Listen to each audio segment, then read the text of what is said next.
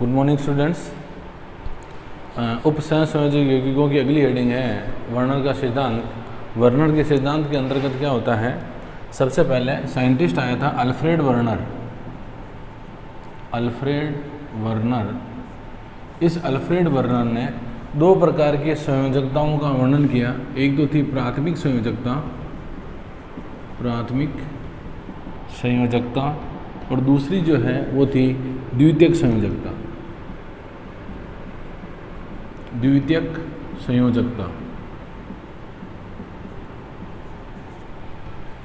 देखिए, प्राथमिक संयोजकता जो है वो ऑक्सीकरण अंक को प्रदर्शित करती है और इसे डैश डैश डैश से प्रदर्शित किया जाता है। द्वितीयक संयोजकता उपसह संयोजन संख्या को प्रदर्शित करती है। उपसह संयोजक संख्या को प्रदर्शित करती है तथा यह ठोस रेखा से प्रदर्शित की जाती है। अल्फ्रेड वर्नर ने एग्जाम्पल लिया CONH3 3Cl, CO6NH3 3Cl, ये एग्जाम्पल लिया। इस एग्जाम्पल के तहत इसने ये देखा कि एक संकुल का निर्माण होता है। जैसे देखो CONH3 6 और Cl कितने हो गए, 3 हो गए। इसके आधार पर इसने प्राथमिक व द्वितीयक संयोजकता का वर्णन किया। तो देखिए संकुल कौन सा है, 6 लिगेंड आ रहे हैं, 6 लिगेंड आ रहे हैं तो मतलब संकुल है अष्टफलकीय।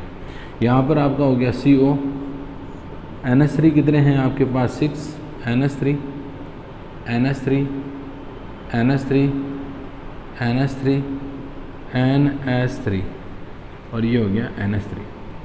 Cl कितने हैं आपके पास, 3, तो 1 Cl 2 Cl और ये 3 Cl। ये तीनों Cl जो है कौन सी संयोजकता दर्शा रहे हैं, प्राथमिक, और बाकी के NH3 जो बचे हैं वो किसको दर्शा रहे हैं, द्वितीयक संयोजकता को दर्शा रहे हैं। सेकंड एग्जांपल देखिए CONH3 5 Cl2, ये हो गया आपका अष्टफलकीय संकुल। अष्टफलकीय संकुल में NH3 हो गए आपके 5, NH3 ये NH3। अब एक जगह खाली रहती है, वहाँ पर क्या आएगा, Cl। तो Cl जो है प्राथमिक संयोजकता तथा द्वितीयक संयोजकता दोनों की बात काम करेगा। और ये कितने बचे, 2, ये 2 लो सर। अगला एग्जाम्पल है थर्ड CONH3 4 Cl2 Cl। तो ये कैसे बनेगा, देखो ये CONH3 कितने हैं आपके पास, 4 NH3 ये NH3 और ये NH3। Cl कितने हैं सर आपके पास, 2, 1 Cl और 2 Cl। तो ये प्राथमिक व द्वितीयक दोनों की बात काम करता है। तो 1 Cl क्या बचेगा, प्राथमिक, और 2 Cl क्या हो जाएंगे, प्राथमिक व द्वितीयक दोनों हो जाएंगे। अगला एग्जाम्पल है CONH3 का होल 3 Cl3। कैसे बनेगा, ये ऐसे बनेगा। देखो CONH3 कितने हैं आपके पास, 3, तो ये हो गया आपके पास NH3 और ये NH3। Cl कितने हो गए आपके पास, 3 Cl ये Cl ये Cl। ठीक है। तो वर्नर क्या कहता है कि दो प्रकार की संयोजकता होती है, एक तो होती है प्राथमिक, एक होती है द्वितीयक। प्राथमिक को किससे दर्शाते हैं, डैश से दर्शाते हैं। द्वितीयक को किससे दर्शाते हैं, ठोस लाइन से दर्शाते हैं। अब जैसे पहला एग्जांपल लिया इसने CONH3 6 Cl3, तो इसके अंदर देखो 6 तो द्वितीयक संयोजकता और 3 क्या है, प्राथमिक संयोजकता। इसके आधार पर डायग्राम बनाया तो देखो dot dot dot dot dot dot dot dot dot, ये तो हो गए Cl, बाकी हो गए NH3। अगला एग्जाम्पल है CONH3 5 Cl और ये क्या हो गया, Cl2। तो NH3 कितने हो गए, 5, परंतु एक Cl जो प्राथमिक और द्वितीयक दोनों की भांति व्यवहार करेगा। इसी प्रकार अगला एग्जाम्पल है CONH3 4 Cl2, तो ये 2 Cl जो है प्राथमिक और द्वितीयक दोनों की भांति काम करेंगे। तीनों के तीनों Cl प्राथमिक और द्वितीयक दोनों की भांति काम करेंगे।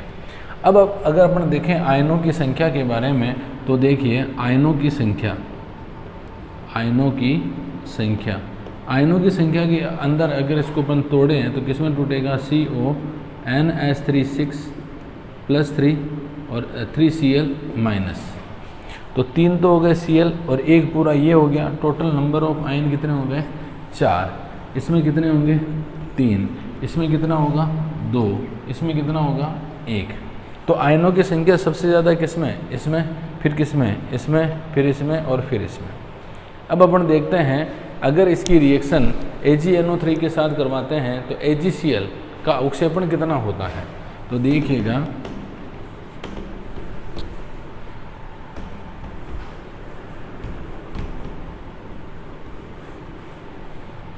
जैसे पहला एग्जाम्पल दिया आपको CONH3 6Cl3। इसकी रिएक्शन अगर आप लोग AgNO3 के साथ करवा रहे हो तो 3 मोल AgCl का अवक्षेपण आएगा। इसी प्रकार सेकंड एग्जाम्पल है CONH3 होल 5Cl और Cl2। इसकी रिएक्शन अगर आप लोग AgNO3 के साथ करवा रहे हो तो 2 मोल AgCl के बनेंगे। अगला एग्जाम्पल है CONH3 4Cl2। ये Cl किसके साथ रिएक्शन कराएंगे? AgNO3 के साथ कराएंगे तो 1 मोल AgCl का बनेगा।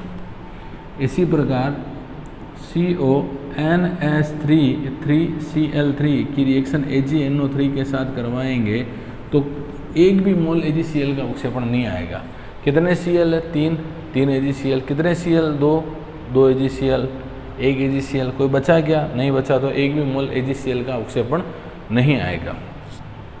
जैसे अपन बात करते हैं इसकी चालकता की कि सबसे ज़्यादा चालकता किसकी होगी, तो देखिए यहाँ पर ले लेते हैं अपन यौगिक। यौगिक पहला कौन सा है? CONH3 6Cl3। दूसरा है CONH3 5Cl2 और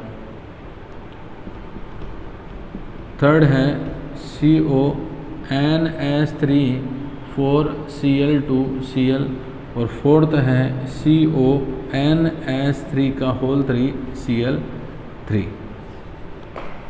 अब चेक करते हैं कितने मोल AgCl बनेगा, कितने इसके अंदर आयन होंगे। तो देखिए यहाँ पर AgNO3 के साथ क्रिया, इधर ले लेते हैं अपन आयनों की संख्या और यहाँ लेते हैं अपन चालकता।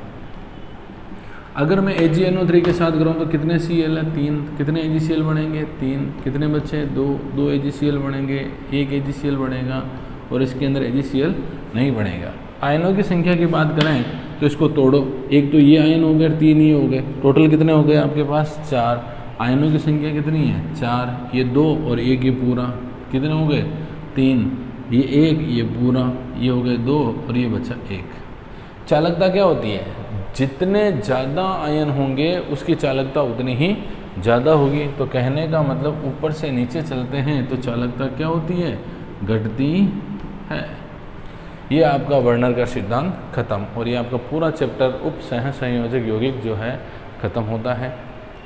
Thank you, welcome.